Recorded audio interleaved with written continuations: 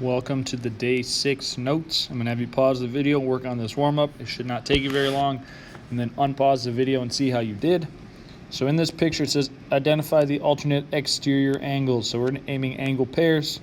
So angle 1 and angle 8 are alternate exterior angles, and angle 2 and angle 7 are the other set of alternate exterior angle pairs. So today we're going to be doing a postulate and a few theorems. This postulate is going to be hugely important. Remember, a postulate is just something that we assume to be true in order to prove a bunch of other stuff. So the corresponding angle postulate says if we have parallel lines, then corresponding angles are congruent. So that's the shorthand way of writing what I said verbally. If parallel, and I should probably throw a comma in here. So if we have parallel lines, then the corresponding angles are congruent. Those are our corresponding angles. So angle 1 is congruent to angle 2. We know that these were parallel because of those arrows right there. If we do not have parallel lines, this is not true. Corresponding angles are not always true. This goes back to our if hypothesis then conclusion. Remember, if the hypothesis is true, then the conclusion is true. But if the hypothesis is not true, then it does not mean the conclusion is true. So if parallel, if that is a true statement, if we do have parallel lines, then the corresponding angles are always congruent. Now, based off of that, we're going to get the following theorems. Okay, if we have parallel lines, then alternate interior angles are congruent. That's our abbreviation. That for alternate, it's alt. For interior, it's int. And for angles, we use the angle symbol. Okay, so in this case, alternate interior angles, I would have angle 2 is congruent to angle 4. Alternate exterior angles is the exact same wording, except for instead of interior, we put exterior. Okay, and our alternate exterior angles in this picture are angle 1 and angle 5. And then consecutive interior, remember we can think of that as same side interior. So if we do that, then if parallel, then consecutive interior angles are congruent. If you're going to use consecutive, you need to write out that full word, because if you just try to abbreviate it as like CON, that's the same abbreviation as congruent possibly. So that would be ambiguous, meaning unclear. So you can write out the word consecutive, or if you want to put capital S dot for same side. Okay, so if we have parallel lines, then same side interior angles are congruent is what I wrote, but that is not true. It should be are supplementary.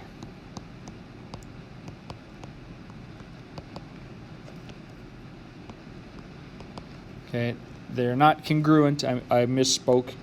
If we have parallel lines, then consecutive angles or same side interior angles are supplementary. So that we, for this picture, we'd have measurement of angle 3 plus measurement of angle 4 equals 180 degrees. The consecutive or same side interior angles theorem is the only one that does not have congruent. All the other three that we did have congruent. So we're going to prove the alternate interior angles theorem. Okay, once we prove it, then we can use it. So right now we have things that we are given. It doesn't look like it because it doesn't say given, but sorry about that.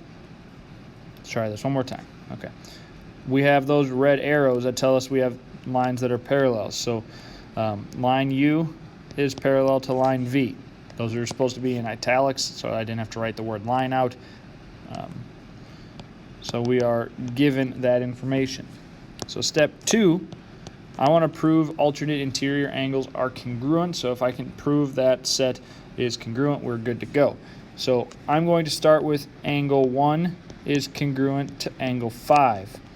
Okay, that is, you can write this out two ways. You can say that is our corresponding angles postulate, or if you want to write if parallel, then corresponding angles are congruent. It's the exact same thing.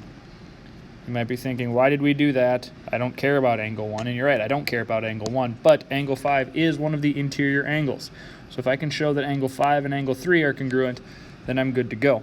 So step 3, I'm going to say angle 1 is congruent to angle 3 because vertical angles are always congruent. All right, now, in the past, anytime you had a congruent sign, I said use definition of congruent to get equals. We don't need that in this case because I don't care if they're equal measurements. I care if they are congruent. So right now, for step 4, I know that I had angle 1 congruent to 2 different things. So I can say angle 3 is congruent to angle 5 by the transitive property.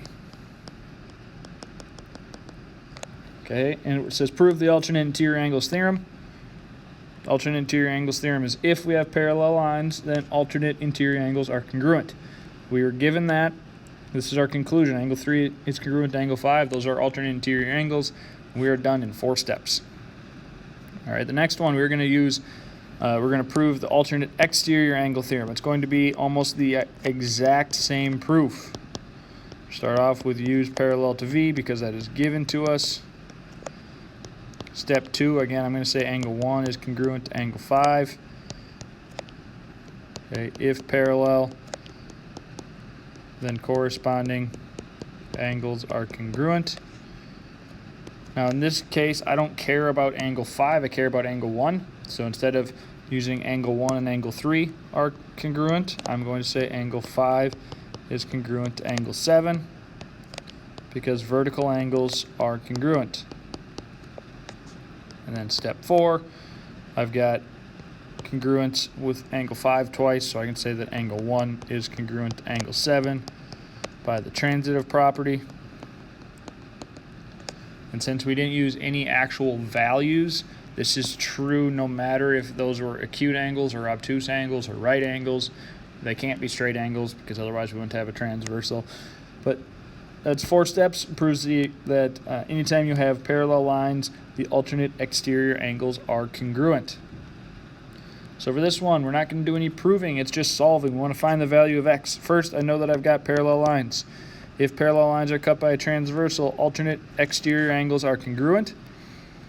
Okay, so these are alternate exterior angles. So 19x minus 4 equals 17x plus 6. Solve for x. I'm going to subtract 17x from both sides. I'm going to add 4 to both sides to get 2x equals 10. So x equals 5. It said find the value of x. I did it. I technically am done, but you can always check your answer to make sure you are right. Plug it into each of these things. Those 2 angles should end up being the exact same value. So if I do 19 times 5, well, 20 times 5 is 100. So 19 times 5 would be 95. Minus 4 would be 91 degrees. If I plug it in to that 17x plus 6, well, 5 times 10 is 50. 7 times 5 is 35. So 50 and 35 make 85. Plus 6 is 91 degrees. Those 2 values are the same, so I know my answer is correct. So our pictures are not always drawn to scale, but generally they should show if there's supposed to be an obtuse angle, they give you an obtuse degree. They give you if there's supposed to be an acute angle, they'll give you an acute angle degree measurement. So keep that in mind. You cannot just look at a picture and say, oh, that looks like it's 97 degrees or whatever. You got to make sure that you can back it up. You can show proof. That's what geometry is all about, is showing proof.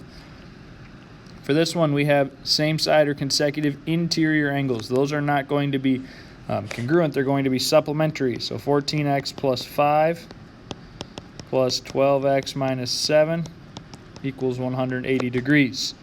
Okay, hopefully we can kind of see why that is, because we know that this angle is going to be congruent to that angle because of the alternate interior angles theorem, and then together that's going to make a linear pair. Linear pairs add up to 180 degrees because of our linear pair postulate. So we've got 26x minus 2 equals 180. Add 2 to both sides. We've got 26x equals 182. Now this is a problem where maybe we're not super positive on how to divide this without using a calculator. That luckily you get to use a calculator. So you divide both sides by 26 to get x equals 7. Okay, I divided both sides by 26. Again, I don't care that I'm technically done. I need to plug it in to make sure that my answer is right. So 14x plus 5, if I plug in a 7 there, I can do that straight in my calculator. I don't have to show any work. That's 103 degrees. And then 12x minus 7 equals, well, if I plug in 7 for x,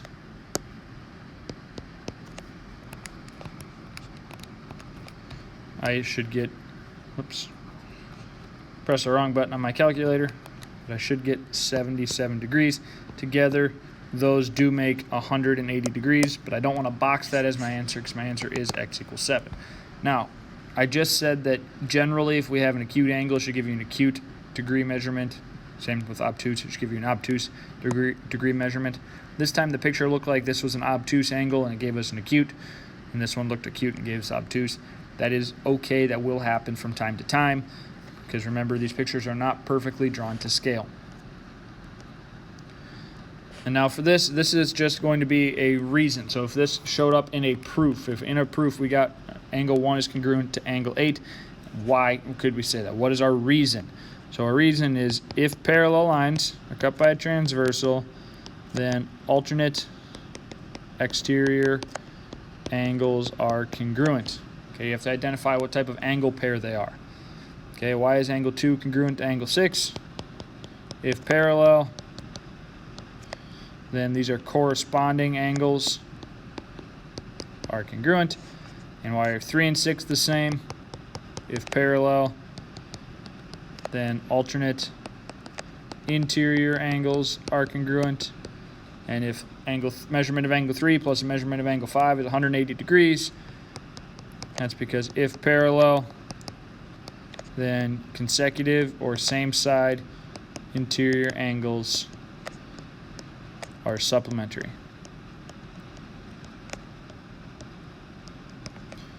All right, I know I went through those very fast, but it's important that we have the if parallel part.